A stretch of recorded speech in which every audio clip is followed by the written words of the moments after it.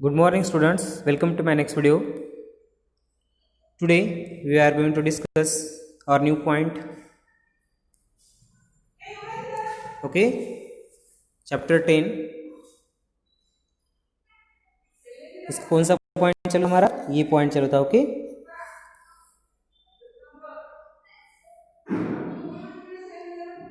Yes, ये वाला point चलो था हमारा.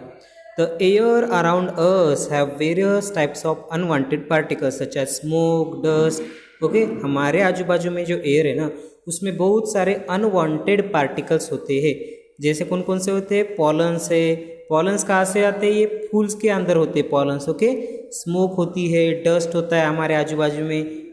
हाँ, when we inhale the particles get trapped in the air present in our nasal cavity. Okay, जब हम इनहेल करते, इनहेल मीन्स व्हाट? बाहर की हवा. अब जब हमारी बॉडी के अंदर लेते हैं तब क्या होते हैं? उस हवा, उस एयर के साथ पॉलन्स, ओके, स्मोक के पार्टिकल्स, ये सभी हमारे नाक के अंदर चले जाते हैं. However something this particles may gate pass the here in the nasal cavity. This may irritate the lining of the cavity. तो इसकी वजह से क्या होता है? नाक के अंदर की जो लाइनिंग है ना वो क्या होती है? उसको जलन हमें महसूस होती है. This may irritate the lining of the cavity as a result of the which we sneeze. तो इसके वजह से क्या हम क्या करते हैं? हम स्नीज करते हैं. स्नीज यानी बाहर हम क्या करते हैं? हवा एकदम से मुंह के बाहर छोड़ते हैं. Okay, sneezing expels this foreign particles from the inhale air and dust free clean air enters our body. देखो, जब हम जैसे ही स्नीजिंग करते हैं तब क्या होता है? जो हमारे बॉडी के अंदर जो फॉरेन पार्टिकल्स है, फॉरेन पार्टिकल्स यानी दूसरे इंग्लैंड से, अमेरिका से आए वाले पार्टिकल्स नहीं होते. फॉरेन पार्टिकल्स यानी बॉडी के बाहर के जो स्मोक है, जो डस्ट है, जो पॉलन्स है, ये सभी फॉरेन पार्टिकल्स है. ये क्या होता है? जब हम स्नीजिंग करते हैं तब ये पूरे जो अनवांटेड पार्टिकल्स होते हैं वो बाहर निकल जाते हैं. ओके, और जो फ्रेश एयर है एटमॉस्फेयर के अंदर की वो हमारे नाक के जरिए हमारे लंग्स तक पहुंच जाती है. Okay, this may irritate the lining. Yes, ये हो गया था.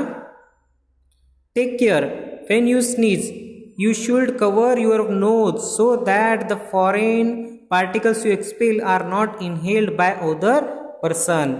ओके, जब आप स्नीजिंग करते हो तो आपको क्या करना चाहिए? मुंह से थोड़ी दूरी पर क्या रखना चाहिए? रुमाल रखना चाहिए. मीन्स थोड़ी सी यानी आई थिंक 3 या 4 सेंटीमीटर की दूरी पर ऐसा क्या रखना चाहिए? रुमाल रखना चाहिए. और उसमें क्या करना चाहिए? स्नीजिंग करनी चाहिए. या ऐसा क्यों करना चाहिए स्टूडेंट्स आपको? क्योंकि कैसा आपके बॉडी में आप स्नीजिंग के टाइम पे क्या होता है? जो अनवांटेड एयर होती है ना हमारे नाक में की, वो क्या होती है? वो हमारे नाक में की, हमारे बॉडी में की वो एयर बाहर निकल आती है. और ऐसे टाइम पे उसमें अगर जम्स वगैरह रहे और वो जम्स आपने समझो किसी की मुंह के ऊपर छींक दिया तो उसके बॉडी के अंदर वो जम्स सभी के सभी चले जाएंगे और उसको बीमारी हो जाएंगी जो आपको है. तो इसीलिए आपको स्नीज करते टाइम पे दूसरों से दूरी बनाए रखनी चाहिए और मुख से थोड़ी दूरी पर आपको क्या रखना चाहिए? रुमाल रखना चाहिए और उसमें छींकना चाहिए. Okay students, now the next point. Take a deep breath. आपको एकदम से ऐसा श्वास लेना है. Measure the size of the chest with a measuring tape. आपको आपके छाती का नाप लेना है. ओके, आपको पहले क्या करना है? इनहेल एयर करना है. उसके बाद आपको आपकी छाती जो है ना उसका नाप लेना है और छाती को वैसा इनहेल होते हुए ही लेना चाहिए. ठीक है, छोड़ना नहीं है हवा. तभी जब इनहेल करोगे तभी क्या करो? अपनी छाती का माप लो. And record your observations in table 10.2. और आपका जो ऑब्जर्वेशन है ना इस टेबल में, आपका जो ऑब्जर्वेशन है ना वो इस टेबल में आपको लिखना है. ठीक है. Measure the size of the chest again when expanded and indicate which classmate shows the maximum expansion of the chest. और ये अब एक्टिविटी में क्या है कि आपको आपको आपके क्लास के सभी स्टूडेंट्स को ये एक्सपेरिमेंट करना है और आपको क्या करना है? आपका जो फ्रेंड है उसके साइज की जो ये है कितना बड़ा, मीन्स कितना एक्सपांड हो सकती है उसकी छाती, वो आपको देखना है इस एक्टिविटी में. Okay, we can understand the mechanism of breathing by simple model. देखो, ये एक सिंपल मॉडल है जिसमें क्या है बताया गया है कि इनहेल के टाइम पे एक इनहलेशन के टाइम पे, इनहलेशन यानी श्वास अंदर लेना, एक्सहेलेशन के टाइम पे यानी कि श्वास बाहर छोड़ना, इसमें किस तरह से हमारे जो ये है चेस्ट उसमें चेंजेस होते हैं, ये सब इस एक्टिविटी के जरिए दिखाया गया है। ठीक है, इस डायग्राम के जरिए बताया गया है। ठीक है, यहाँ पे इनहेल एयर है, ये देखो एयर जा रही है हमारे किसके अंदर, लंग्स के अंदर। ये लंग्स ऐसे एक्सपांड हो रहे हैं, इधर जा रहे हैं यानी कि एक्सपांड हो रहे लंग। ये डायफ्राम नीचे जा रहा है, इसका एरो नीचे, इसका मतलब डायफ्राम नीचे जाएगा इनहेलेशन के टाइम पे। अभी ribs move out, your ribs ऐसे बाहर निकलते हैं। ये रिब्स देखो, आप भी देखो ये बढ़ती इधर के साइड में। अब ये कब होता है, इनहेलेशन के टाइम पे। अभी हम चलेंगे एक्सहेलेशन, यानी श्वास को बाहर छोड़ते टाइम पे क्या हो रहा है, डायफ्राम ऊपर चले जा रहा है। Okay, air force out, air force out यानी एयर बाहर निकल जा रही है। रिब्स मूव बैक, ये जो रिब्स है ना, ये व्हाइट वाली जो दिख रही है आपको, ये उंगली घूम रही है जिसके ऊपर ये रिब्स है, ये रिब्स क्या हो रहे हैं, अंदर चले जाते हैं। और ये क्या है, ये है लंग्स है। ये लंग्स क्या हो रहे हैं, लंग्स ऐसे कॉन्ट्रैक्ट हो रहे हैं। ओके,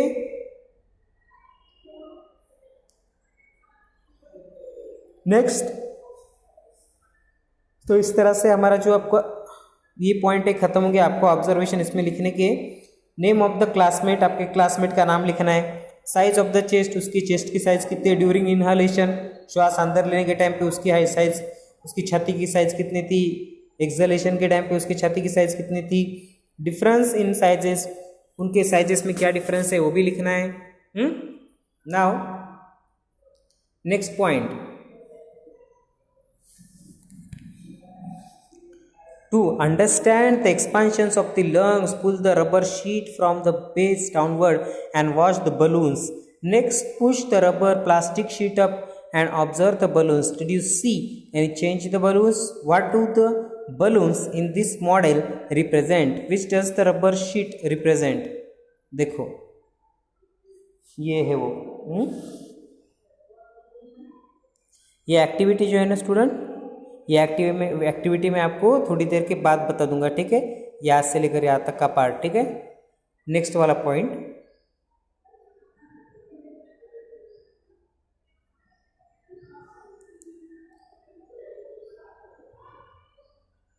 ये take a slender clean test tube of glass plastic bottle, make a hole in the lid and fix it on the bottle, pour some freshly prepared lime water in the test tube, insert a plastic straw through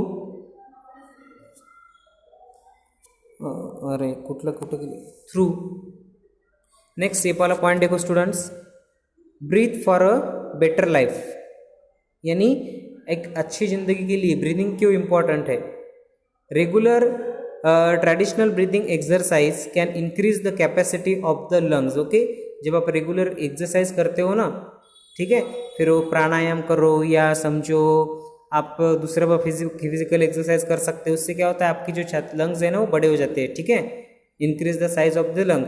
अब सीधी सी बात है, lungs की size बढ़ गई तो तुम्हारा जो air आप आपके बॉडी के अंदर लोगे वो भी, उसका भी जो लेवल है ना वो बढ़ जाएगा। Lungs to make in more air, thus more oxygen can be supplied to the body. जितना आप ज़्यादा क्या करोगे, एयर लेते हो बॉडी के अंदर, उतना क्या होगा, आपका जो लंग्स है ना वो एक्सपांड होते जाएंगे और उतना एक तरह से आप में एनर्जी आ जाएंगी। Thus more oxygen can be supplied to the body cells resulting in release of more energy. Yes, इसका अर्थ ये है अगर आप प्राणायाम वगैरह रेगुलर करोगे तो आप क्या होगा, जो आपके जो लंग्स है उसकी साइज बड़ी हो जाएंगी, आपके बॉडी के हर सेल्स तक ऑक्सीजन पहुंच जाएगा, इसके वजह से आपके बॉडी का जो सेल है ना वो क्या हो जाएगा, वो मोर एनर्जी जनरेट करने लग जाएगा। ओके स्टूडेंट्स, ना इसके बाद वाला जो पॉइंट है ना उसको अभी हम नेक्स्ट वीडियो में देखेंगे। Okay, now bye student.